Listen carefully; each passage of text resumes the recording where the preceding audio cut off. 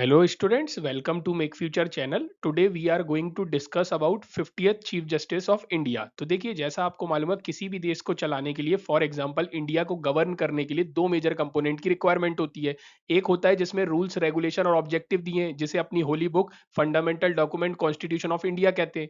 और उस बुक के अंदर जो रूल्स रेगुलेशन दिए हैं उनको एक्सिक्यूट कराने की, उसके ऊपर लॉ बनाने की और समाज में न्याय प्रदान करने का कार्य तीन बॉडीज करती है। एक बॉडी जो संसद अपनी पार्लियामेंट है, एग्जीक्यूटिव लेजिस्लेटिव बॉडी जो कानून बनाती है, एग्जीक्यूटिव बॉडी जो कानून बनाया गया उसको लागू कराती है, और आपके समाज में जो न्याय प्रदान करने का कार्य करती है उसे जुडिशियल बॉडी कहते हैं। और जुडिशियल बॉडी का सबसे बड़ा अधिकारी या हाईएस्ट ऑफिसर होता है चीफ जस्टिस ऑफ इंडिया। तो अभी अगले चीफ जस्टिस ऑफ इंडिया कौन होंगे उसकी संपूर्ण जानकारी इस वीडियो में दी जाएगी, तो आखिरी तक जरूर बने रहिएगा। तो देखिए, आज से कुछ दिन पहले भी मैंने एक वीडियो बनाया था, आपने नहीं देखा तो यूट्यूब चैनल पर जाकर हमारे देख सकते हैं। जो जस्टिस डीवाई चंद्रचूड़ जी हैं, इनकी छवि को धूमिल करने का प्रयास किया गया था। और मैंने तब भी आपको बताया था, हो सकता है ये आने वाले समय में अगले चीफ जस्टिस ऑफ इंडिया हो सकते हैं। और अभी जो वर्तमान में चीफ जस्टिस ऑफ इंडिया हैं, यू ललित जी, उनने नॉमिनेट किया अपने सक्सेसर का नाम, जो कि है जस्टिस डीवाई चंद्रचूड़ जी। वो भारत के 50वें चीफ जस्टिस ऑफ इंडिया होंगे। और जो यू ललित जी हैं वर्तमान चीफ जस्टिस, उनका जो कार्यकाल है वो 8 नवंबर को समाप्त हो रहा है। वो उनका 74 दिन का टेन्योर रहा है एज अ टॉप जज, जो कि कंप्लीट हो रहा है। यहाँ आप हिंदी में भी देख सकते हैं।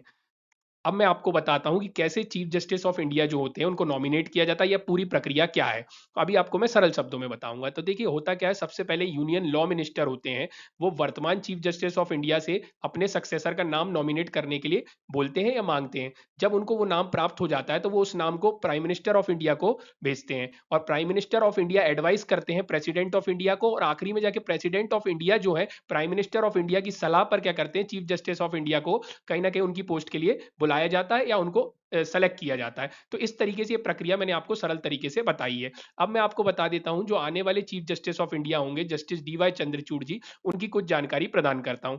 तो उन्होंने ग्रेजुएशन इकोनॉमिक ऑनर्स में सेंट स्टीफन कॉलेज से किया है। उसके बाद उन्होंने एलएलएम और डॉक्टरेट जो है वो हार्वर्ड लॉ स्कूल से किया है।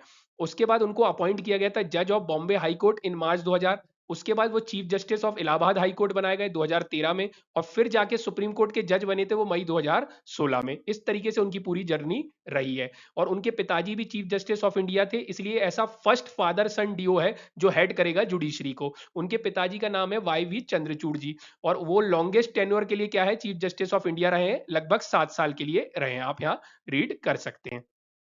अब मैं बात करता हूं कि जो जस्टिस डीवाई चंद्रचूड़ जी हैं, उन्होंने क्या की, सुप्रीम कोर्ट के जज के तौर पर रहते हुए बहुत सारे नोटेबल जजमेंट में उनकी क्या रही है, सहभागिता रही है। जैसे फॉर एग्जांपल एबॉर्शन लॉ पे एक कानून अभी हाल ही में आया है, जिसमें single women are equally eligible to the protection of abortion law.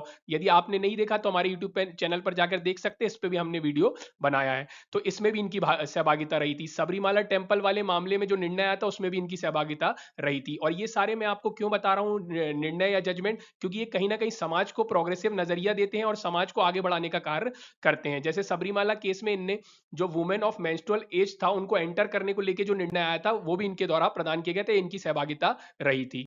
यहाँ आप हिंदी में भी देख सकते हैं। अब जो privacy as a fundamental right जो केस आया था, जो केस था उसमें जो जजमेंट आया था कि privacy as a fundamental right होगा, जो आर्टिकल 21 के तहत आएगा, उसमें 9 जज की बेंच ने क्या किया था, इसका निर्णय दिया था। उसमें एक जो थे, इनकी सहभागिता भी रही थी, जस्टिस डीवाई चंद्रचूड़ जी की। यहाँ आप देख सकते हैं, जस्टिस के S Puttaswamy and another versus union of India मामला था। फिर आप यहाँ देख सकते हैं जो सेक्शन 377 पे निर्णय आया था, सेम सेक्स रिलेशन को लीगल किया गया था, उनमें भी इनकी सहभागिता रही थी, और उनका यहाँ पे स्टेटमेंट भी आप देख सकते हैं। यहाँ आप हिंदी में भी देख सकते हैं। आपको वीडियो पसंद आया हो तो लाइक शेयर सब्सक्राइब जरूर कीजिएगा, ताकि हम मोटिवेट हो सकें और आपके लिए ऐसी नई नई सीरीज ला सकें। Thank you, thanks for watching.